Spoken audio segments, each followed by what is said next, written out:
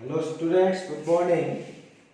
We had already discussed the major types of asexual reproductive method. Okay.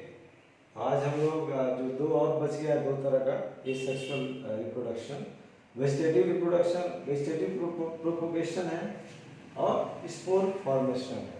ठीक. तो vegetative propagation में plants के different parts का इस्तेमाल होता है. पार्ट्स ऑफ द प्लांट जैसे लीफ, स्टेम, रूट. तो ये इसके इस्तेमाल से हम नए पौधों को उगाते हैं. जैसे कि मान लीजिए शुगर केन की खेती सभी लोग देखे होंगे कि गन्ने को काट के छोटे छोटे टुकड़ों में काट के फिर उसको जमीन में डाल दिया जाता है, उससे नया पौधा निकलता है. ठीक है ना. इसी तरह पत्ते भी होते हैं. पत्तों को भी आप जहाँ बर्ड्स कुछ पत्ते होते हैं, सारे पत्तों की बात नहीं है, कुछ पौधों में जो पत्ते होते हैं उसमें बर्ड्स होता है. उस बर्ड्स को आप सेपरेट करके आप स्कैटर कर सकते हैं. हर बर्ड्स एक न्यू इंडिविजुअल में डेवलप हो जाता है.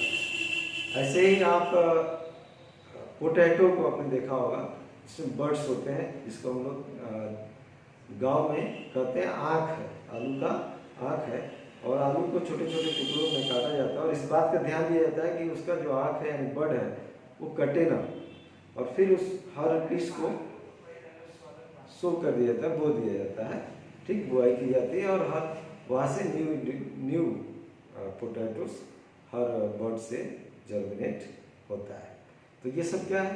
वेजिटेटिव प्रोपोगेशन आप कहेंगे. और वेजिटेटिव प्रोपोगेशन में मेथड है लेयरिंग और ग्राफ्टिंग. तो लेयरिंग में क्या होता है कि सपोज है पौधा पेड़ है ना,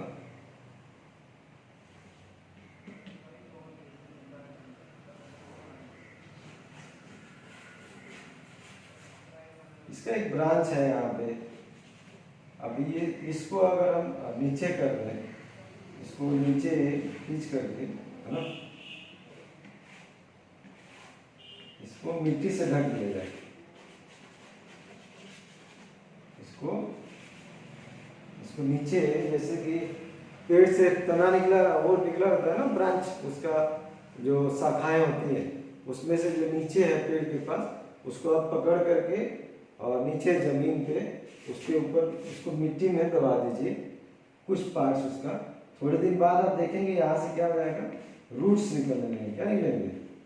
रूट्स. और इसको आप कट कर देंगे. अब ये जो एक नया पौधा बन जाता है. ठीक है.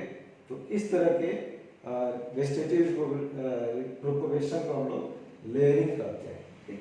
और ग्राफ्टिंग में क्या है, ये स्टेम है प्लांट का, ये प्लांट का, और ये स्टेम है बी प्लांट का.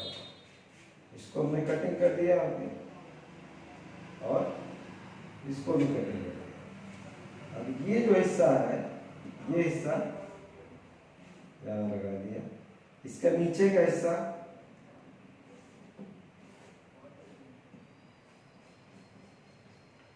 और इसको हम बांध देते हैं. ठीक है ना, बाइंड कर देते हैं एक साथ. यानी दो डिफरेंट प्लांट्स को हम एक साथ कंबाइन कर देते हैं और ऐसे कटिंग ऐसे करेंगे ताकि ये जॉइंट आपस में हो जाए. और फिर इसको हम जमीन में लगा देते हैं. तो ये एक नए पौधे के रूप में डेवलप हो जाएगा जिसके अंदर ये दोनों की कैरेक्टरिस्टिक इसके अंदर आ जाएगी. इसकी कैरेक्टरिस्टिक भी और बी की भी कैरेक्टरिस्टिक इसमें आ जाएगा. इसको हम ग्राफ्टिंग करते हैं. ठीक है ना. तो इसमें ग्राफ्टिंग को अगर छोड़ दिया जाए तो वेजिटेटिव प्रोपोगेशन में ज़्यादातर जो हम प्लांट्स के पार्ट्स का इस्तेमाल कर रहे हैं, तो इसमें क्या फ़ायदा है कि जो पेरेंट्स का जो कैरेक्टरिस्टिक है लगभग वो सिमिलर कैरेक्टरिस्टिक न्यू जनरेशन में भी ट्रांसफ़र होता है. जैसे कि एक टाइप का आप गन्ना बोते हो तो अगर उसी को काट के हर बार बोते हो तो उसकी कैरेक्टरिस्टिक चेंज नहीं होगी, उसका टाइप चेंज नहीं होगा, वैसा ही रहेगा. ठीक है ना. और दूसरा है spore formation. Spore formation Rhizopus इसका एग्जाम्पल है। जैसे आप ब्रेड स्लाइस खाते हैं ना,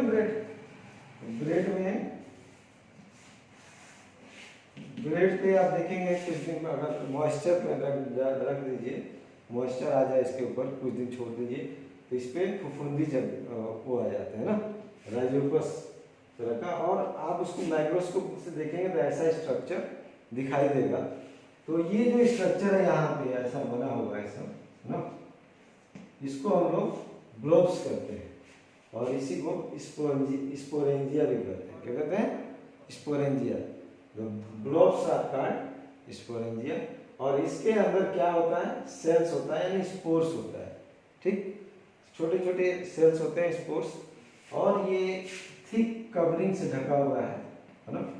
जब ये मॉइस्चर पे पड़ेगा या फेवरेबल कंडीशन आएगा तो ब्रस्ट कर जाता है और एक एक स्पोर जो है वो जब मिट्टी के कांटेक्ट में आएगा या जो भी इसके लिए फेवरेबल कंडीशन होगा उसके कांटेक्ट में आएगा, ऐसी अवस्था में आएगा तो ये ब्रस्ट हो जाएगा और फिर हर स्पोर से एक नया इंडिविजुअल, नया राइजोपस क्रिएट करता है ना, जर्मिनेट होता है। ठीक है।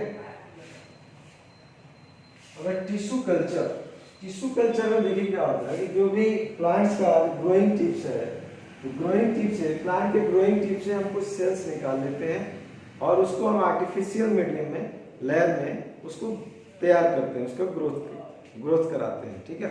तो आर्टिफिशियल मीडियम में क्या होता है? मीडियम मतलब उसको सारे न्यूट्रिएंट्स सब प्रोवाइड करते हैं जो उसकी ग्रोथ के लिए जरूरी होता है। फिर उसको हम दूसरे मीडियम में ट्रांसफर करते हैं और फाइनली उसे हम सॉइल में सीडिंग कर देते हैं, उसकी बुआई कर देते हैं। तो इस तरह से हम टिश्यू कल्चर का फायदा क्या है कि हम जो है डिजीज फ्री प्लांट्स वो रिप्रोड्यूस कर सकते हैं। ठीक है ना। तो डिजीज फ्री प्लांट्स रिप्रोड्यूस करने का भी एक तरीका है टिश्यू कल्चर के माध्यम से। और टिश्यू कल्चर में जो प्लांटलेट है यानी जो छोटा पौधा है उसे आर्टिफिशियली ग्रो कराया जाता है। ठीक है ना। जब वो थोड़ा सा बड़ा हो जाता है उसके बाद उसे जमीन में लगा दिया जाता है, उसके बाद वो मैच्योर हो जाएगा, फल देगा आपको। ठीक है। तो आज हम लिखना ही पढ़ेंगे और आज आपका लगभग एक क्वेश्चन आ गया आपके नेक्स्ट पेज पे। तो आप लोग को यहाँ 5 क्वेश्चन दिया हुआ है, आप लोग इसको कोशिश करेंगे करने के लिए।